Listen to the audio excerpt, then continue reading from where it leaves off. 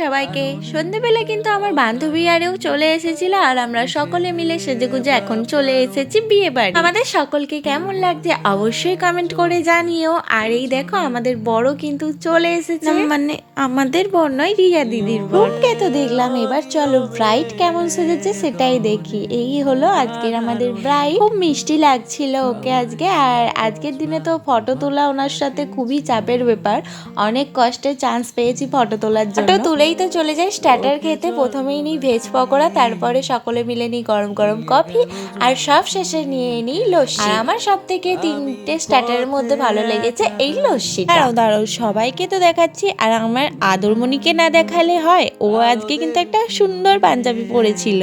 আর এখানে চলছিল বিয়ের কাছে আমরা থাকিনি, আমরা একটু ফটো তুলতেই ব্যস্ত ছিলাম বাইরে সুন্দরভাবে সেজে গুজে যদি না ফটোই ভালো করে তুলতে পারি তাহলে তো সাজের কোনো দামই থাকবে না, তাই তো। সব সেজে চলে আসি খাওয়া দাওয়া করতে, আর মেনু কার্ডটাও তোমাদের সাথে শেয়ার করে দিলাম। এবার মন ভরে খেয়ে নিই, তাহলে আজ আসি, সকলকে টাটা।